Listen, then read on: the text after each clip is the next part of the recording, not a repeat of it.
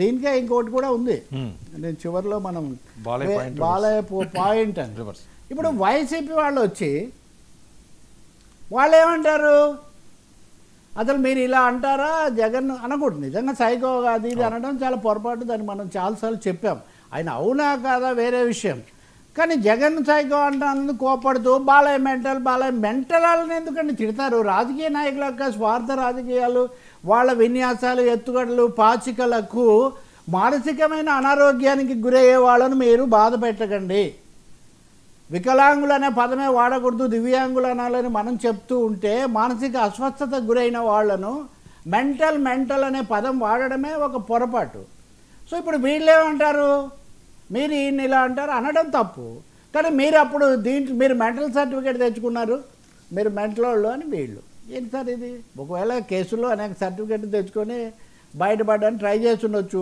పైగా దీనికి మా రాజశేఖర రెడ్డి గారే కారణం, ఆయన దాతృత్వం, ఆయన ఔదార్యం, ఆయన ఔన్నత్యం కారణం అంటున్నారు. అంటే రెండు విషయాలు సార్. అంటే అసలు మొత్తం మన న్యాయ వ్యవస్థ, పోలీస్ వ్యవస్థను కూడా ఇక్కడ ప్రశ్నార్థకం చేస్తున్నాను. నేను ఆ రోజుల్లో కూడా వ్యాసం రాశాను, చట్టానికి కళ్ళు లేవు తమ్ముడు, న్యాయానికి ఇల్లు లేదు తమ్ముడు ఎప్పుడు అని చిరంజీవి చట్టానికి కళ్ళు లేవు సినిమాలో పాడుతూ ఉంటాడు అతను. అదే ఇంకా హిందీలో ఆ పాత్ర ఇంకా బాగా పెంచారనుకోండి. కాబట్టి చట్టానికి నిజంగా కళ్ళు లేవా? నిన్న పేర్ని నానిని మాజీ మంత్రిని ఒక ప్రశ్న వేశారు. అంటే మీరు చెప్పేది ఏంటి సార్, చట్టం కింద అందరూ మీరు కలిసి సర్దుకుంటే చట్టం ఎక్కడికో పోతుందని మీరు చెప్తున్నారా? రాజశేఖర రెడ్డి ఇలాంటి వాళ్ళని వదిలేస్తారని అంటున్నారా అని ఆయన అంటే, పెన్నాని కూడా తెలివైన నాయకుడు కదా. మరి అయితే బీజేపీతో మంచిగా ఉంటే చాలా కేసులు వదిలేస్తున్నారు కదా, వద్దంటేనే సిబిఐ ఓకే అంటే వదిలేస్తున్నారు కదా, ఈ జాబితాలకు వాళ్ళు కూడా వస్తారు. ఇప్పుడు ఎలా ఉందంటే నా కంచెంలో ఇవి పొర్లుతున్నాయంటే మీ కంచెంలో అవి పొర్లుతున్నాయన్నట్టుగా తయారైంది టీడీపీ వైసీపీ పరిస్థితి. కాబట్టి అప్పుడు మేము అలా వదిలేసామంటే మీరు వదిలేశారు. ఇప్పుడు రాజశేఖర రెడ్డి బాలకృష్ణని కాపాడితే ఇంకా చంద్రబాబు కాపాడడంలో పెద్ద ఆశ్చర్యం ఉంటుంది. ఇంకా అంటే పాలక కుటుంబాలు, పాలక పార్టీలు, పెద్ద తలకాయలు, పెద్ద చేతుల పలహారం అని నడుస్తుంటుందని దీన్ని బట్టి అర్థమవుతుంది. బట్ ఇలా చేసి ఉండకూడదు. తప్పకుండా పవన్ కళ్యాణ్ అలాగే తెలుగుదేశం నాయకులు ఒకరిద్దరైనా ఇలా జరిగి ఉండకూడదు, మేము విచారిస్తున్నామని చెప్పి ఉండాల్సింది. గుట్టు చప్పుడు కాకుండా రికార్డుల నుంచి తొలగించడం అయితే పరిష్కారం కాదు. ఇంకా దీంట్లో మళ్ళీ జ్వరం వచ్చింది అంటే ఆ జ్వరం ఇప్పుడు తగ్గదు అని ఎవరో ఒక ఆమె, వాళ్ళ ప్రతినిధి, ఆమె ఒక ట్వీట్.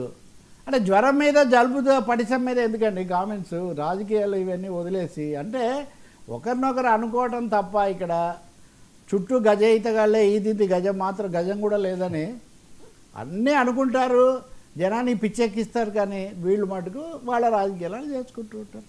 ఏం చేస్తాం సార్? సో ఇంక ఎపిసోడ్ అయిపోయినట్టే అంతే కదా. అదే గజం మిచ్చా పలాయనం ఇచ్చా, రికార్డులు ఇచ్చి అయిపోయింది. ఆయన అనేసాడు, మెగాస్టార్ కూడా వచ్చేసి ఇంక చెప్పాల్సింది ఏముందన్నారు. సో మెగాస్టార్ ఎవరిని గురించి అయితే ఈ చర్చ అంతా జరిగిందో ఆయనే వచ్చి ఇంకేం లేదు కదా, నేను చెప్పాల్సిన సమాధానం చెప్పారన్న తర్వాత నేను మీ విఘ్నతను బట్టి మీరు చూసుకోండి, నేను చెప్పాల్సింది చెప్పాను అన్నాడు ఆయన.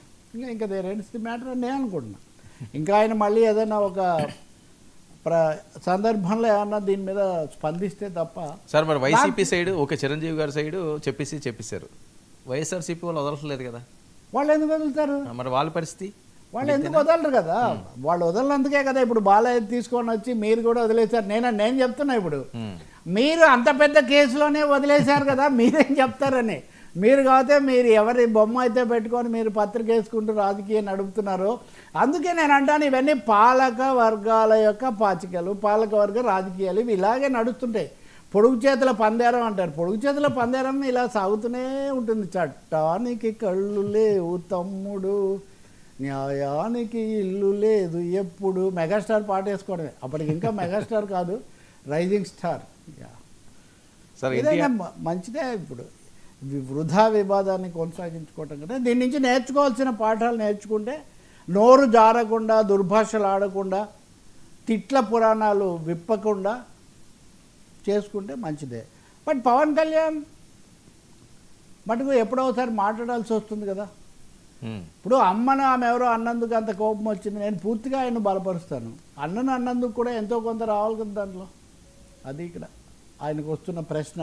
అయితే ఆ మాట వైసీపీ వాళ్ళు ఎక్కువ అడుగుతున్నారు, తెలుగుదేశం వాళ్ళు మౌనంగా ఉన్నారు. కామినేనిదికి తప్పు అనే వాళ్ళు కూడా ఉన్నారు. మొన్న విజయవాడకి వెళ్ళా కదా, విజయవాడ గుంటూరుకి వెళ్ళాను నేను 2 days. అసలు కామినేని కుంపటి పెట్టాడు, కామినేని తప్పు, అందుకే కామినేని ఉపసంహరించుకున్నాడు. చంద్రబాబు నాయుడు కూడా వాళ్ళ అంతర్గత సమావేశంలో ఇలాంటివి ఏం జరగకూడదు అది ఇది అని ఆయన విసుక్కున్నారనే ఉంది. కానీ ఆ రిపోర్ట్లో లీక్ రిపోర్ట్లో కూడా బాలయ్య మీద ఆగ్రహించారని కానీ లేదా ఇలా జరిగి ఉండకూడదు కానీ బాలయ్య బావమరుదులు ఒకరినొకరు ఏమీ అనుకోరండి. ఇక్కడ కృష్ణార్జున యుద్ధానికి ఏమీ స్కోప్ లేదు, no scope. I think it is closed. అంటే వైసీపీ వాళ్ళు ఆపరు, ఇంక ఇది పర్మనెంట్గా వాళ్ళ లిస్టులో ఇది ఒకటి కలుపుకుంటారు. ఇంకా అది పర్మనెంట్గా ఇప్పటికీ 1995 ఇంకా ఆగలేదు కదా, ఇది ఎందుకు అవుతుంది?